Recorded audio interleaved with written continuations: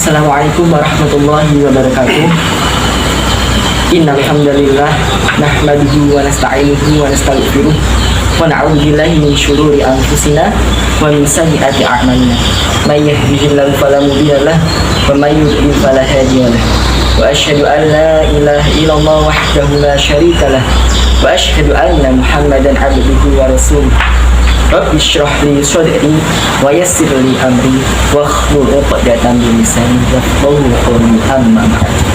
Segala puji bagi Allah Ta'ala yang mana telah memberikan rahmat, taufik dan hidayahnya kepada kita semua sehingga kita bisa berkumpul bersilaturahim meskipun masih dalam keadaan pandemi di masa sekarang ini. Kedua kalinya sholawat serta salam tidak lupa kita haturkan kepada junjungan kita Nabi Yuna Muhammad Sallallahu Alaihi Wasallam yang mana kita nantikan syafaatnya ila yaumil qiyamah. Langsung saja di sini kami dari tim KKN kelompok 52 KKN RDR reguler dari rumah Bin Wali Songo Semarang angkatan tahun 2021.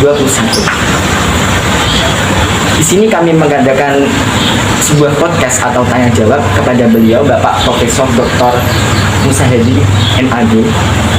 Beliau termasuk guru besar di UIN Wali Songo Semarang. Untuk itu saya di sini akan membacakan CV dari beliau. Beliau bernama asli Profesor Dr. Hedi Musa Hedi MAG. Tempat lahir atau tanggal lahir beliau Demak 9 Juli 1969. Untuk jabatan atau pekerjaan Direktur MBC atau Guru Besar UIN Wali Songo Semarang. WMC mas? WMC ya Pak ya? WMC, maaf. Untuk tempat tinggal beliau atau domisili sekarang yaitu Jalan Permata Ngalian nomor 62 Kelurahan atau Desa RT 10 RW 3 Kecamatan Ngalian Kota Semarang Provinsi Jawa Tengah. Email beliau yaitu musahedi@walisongo.id. Untuk Facebook, Twitter atau Instagram beliau yaitu musahedi. Untuk pendidikan beliau menempuh pendidikan mulai dari MI Miftahul Falah Betahwalang tahun 1981 di Demak. Yang kedua yaitu MTS NU Demak tahun angkatan 1984, MA NU Demak angkatan tahun 1987, S1 IAIN Wali Songo Prodi Peradilan Agama tahun 1993, S2 PPS IAIN Alauddin Studi Islam atau Hukum Islam angkatan tahun 1998, dan yang terakhir beliau menempuh S3 di IAIN Wali Songo Studi Islam atau Hukum Islam yaitu pada tahun 2012. Untuk jabatan beliau sendiri ya sudah saya terangkan tadi bahwa beliau termasuk salah satu guru besar di UIN Wali Songo yang fokus pada program studi Hukum Islam ya Pak. Di sini dari tim kami Bapak ada tema besar tentang moderasi beragama, yaitu aktualisasi moderasi beragama sebagai pijakan kemajuan bernegara. Ini pas sekali untuk pertanyaan yang kita ajukan kepada beliau Bapak Musa Hedi. Untuk pertanyaan Bapak langsung saja ya. Dari kami kan ada beberapa pertanyaan tuh tentang moderasi beragama. Pertama itu moderasi beragama itu apa Pak? Kenapa dinamakan moderasi beragama? Terus istilahnya itu bagaimana? Ya, saya akan memulai dari agama itu kan datang dari Tuhan. Dalam konteks Islam, Islam itu diturunkan oleh Allah Subhanahu wa Ta'ala. Dan wujud konkretnya wahyu, dan wahyu itu terdokumentasi di dalam Al-Quran dan sunnah Nabi yang sahihah.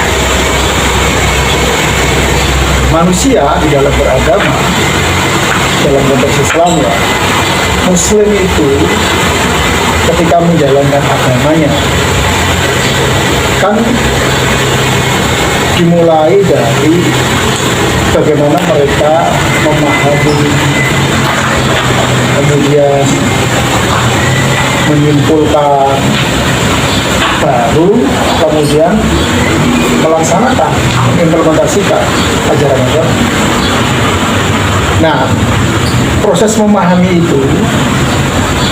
itu kan melibatkan metode, cara pandang, dalam bahasanya agak keren ya, ada fondasi epistemologinya. Maksudnya ya dalam konteks misalnya mengamalkan agama Islam dari sisi aspek hukumnya, yaitu hukum Islam, itu kan melalui prosedur yang kita sebut sebagai turuqul istinbat atau metode menyimpulkan hukum-hukum dari wahyu Allah itu, Al-Quran dan Sunnah itu.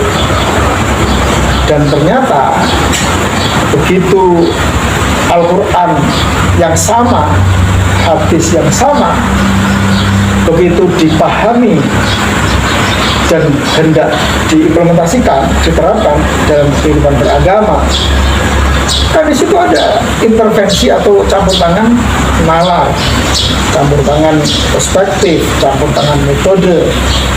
Dan perspektif, nalar, metode itu tidak tunggal, beragam, macam-macam. Dan faktanya di antara yang beragam itu ada yang sangat kaku dan sangat ekstrim, kaku, kuat, tidak ada ruang negosiasi. Dalam bahasa Jermannya itu patok bangkrong, beguguk makutawaton. Memahami ada yang pendekatannya tekstual, opo-anane. Ada yang pendekatannya itu ya teks itu, wahyu itu, Quran itu, hadis itu ketika dipahami dia harus dimasukkan ke dapur dulu, dimasak dulu, dan kemudian bisa melahirkan menu yang memang cocok untuk dinikmati sesuai dengan selera, bukan hanya selera ya, sesuai dengan kemaslahatan dan kepentingan serta kecocokan tanpa harus meninggalkan substansi utama dari makna yang terpenting dari wahyu itu. Dan ada yang saking kesengsemnya dengan nalar, saking kesengsemnya dengan kebutuhan untuk bagaimana kehidupan manusia itu harus selalu maju ke depan, tidak usah berorientasi ke belakang. Wahyu itu kan produk masa lalu, 14 abad yang lalu. Maka kemudian menempatkan wahyu itu tidak terlalu penting. Yang penting adalah nalar. Ya, jadi ada yang sangat dalam tanda petik radikal, ada yang sangat liberal. Nah, yang moderat itu yang di tengah-tengahnya ini. Bagaimana wahyu itu penting? Wahyu itu, agama itu kan nggak ada kalau nggak ada wahyu. Agama itu dari Tuhan. Agama itu melalui wahyu diwahyukan oleh Allah Subhanahu Wa Taala kepada Rasulullah Muhammad SAW melalui malaikat Jibril. Nah, tapi dalam wahyu itu juga masih ada ruang untuk bagaimana penggunaan nalar, penggunaan perspektif, penggunaan akal yang memungkinkan wahyu itu difahami dalam konteks yang relevan dan cocok dengan tantangan kehidupan yang selalu berkembang setiap saat. Jadi ada proses kontekstualisasi. Nah, yang di tengah itu maka yang kita sebut sebagai perspektif yang moderat. Jadi kalau ditanya mengapa sih harus ada moderatisme beragama, karena faktanya agama itu dalam implementasinya membutuhkan tafsir, dan tafsir itu faktanya ada yang cenderung radikal, ada yang cenderung liberal, dan yang kita butuhkan adalah yang moderat. Moderatisme beragama itu konteksnya seperti itu. Terus Bapak mengenai siapakah yang pantas menggerakkan moderasi beragama? Nah, kalau yang pantas menggerakkan moderasi beragama, ya tentu orang-orang yang memang memiliki perspektif yang sama. Perspektif bagaimana cara pandang beragama itu yang menempatkan jalan tengah, middle way itu sebagai sesuatu yang sangat penting, tidak terjebak pada ekstremitas, selalu bersikap adil, tidak terlalu ke kanan, tidak terlalu ke kiri, tidak terlalu radikal, tidak terlalu liberal, ya di tengah. Ya, seluruh yang punya pandangan seperti ini, saya rasa punya peluang dan penting untuk terlibat dalam gerakan moderasi beragama.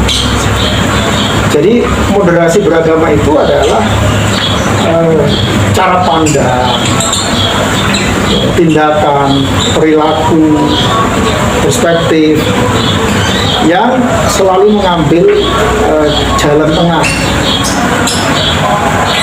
selalu bersikap adil dan tidak terjebak pada ekstremitas di dalam beragama. Nah, jadi kalau ditanya siapa yang patut untuk menggerakkan itu, tentu adalah orang-orang yang memang memiliki cara pandang beragama yang seperti itu. Jadi, tentu tidak semua level kalangan itu memiliki frekuensi yang sama dengan perspektif moderasi beragama. Tapi setidak-tidaknya orang-orang perguruan tinggi yang memang memiliki akses kepada pengetahuan, kepada ilmu itu lebih besar daripada orang-orang yang tidak di perguruan tinggi, ya tentu memiliki beban moral lebih. Dunia perguruan tinggi, dunia pesantren, para penentu kebijakan di bidang agama, terutama para tokoh-tokoh masyarakat. Karena moderasi beragama ini sangat-sangat mendasar. Jika kita ini sukses untuk mendiseminasi perspektif moderasi beragama ini, maka kita punya peluang yang jauh lebih besar untuk merawat kebinekaan, merawat NKRI. Karena kebinekaan itu, pluralitas Indonesia itu kan luar biasa. Kita ini plural dalam agama, plural dalam etnisitas, plural dalam kebudayaan, luar biasa. Bahasa kita macam-macam, banyak sekali. Suku kita luar biasa. Kebinekaan ini ketika tidak bisa kita rawat, itu menjadi ancaman besar. Jadi kebinekaan itu, keragaman itu di satu sisi bisa menjadi berkah. Kalau kita bisa merawat kebinekaan itu dan membuat masing-masing komponen dari kebinekaan ini bersinergi untuk suatu tujuan bersama, untuk kemakmuran bersama, kesehatan bersama, kemajuan bersama. Tapi jika kita gagal melakukan ini, maka kebinekaan itu tidak menjadi rahmat, tapi menjadi musibah. Jadi musibah. Apa yang terjadi ketika kita tidak mampu merawat kebinekaan? Ya tentu ada konflik. Bisa konflik, perang saudara, dan contohnya sudah sangat banyak. Jadi keragaman yang tidak bisa dipelihara dengan baik, yang tidak bisa dimanage, dikelola dengan baik, itu faktanya banyak fakta yang melahirkan musibah. Setidaknya konflik, peperangan yang itu sampai diturunkan dari generasi ke generasi.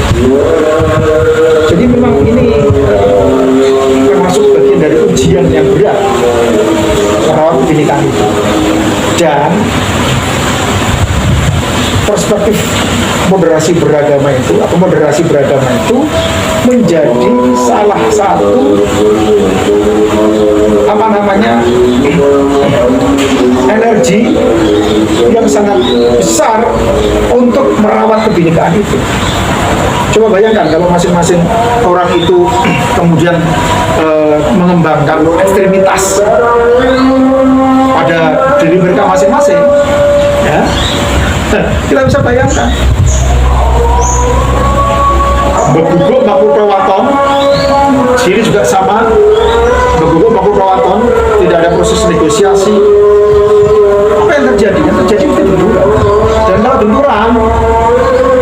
kalau benturannya itu karena perbedaan perspektif mengenai sesuatu yang non agama, itu impactnya itu biasanya lebih kecil dibandingkan dengan kalau dia berkaitan dengan benturan cara pandang agama, benturan dalam keyakinan keagamaan. Karena sesuatu yang sangat dalam, menghujam dan masuk di dalam hati manusia itu salah satunya adalah keyakinan agama. Kalau keyakinan agama ini tidak bisa di-manage dalam pengertian pluralitasnya, itu bisa bahaya.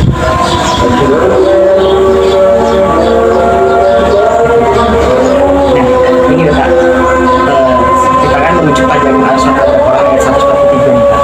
Yang ayatnya berbunyi, Bismillahirrahmanirrahim, wa kadzalika ja'alnakum ummatan wasatan litakunu syuhada'a 'alan nasi wal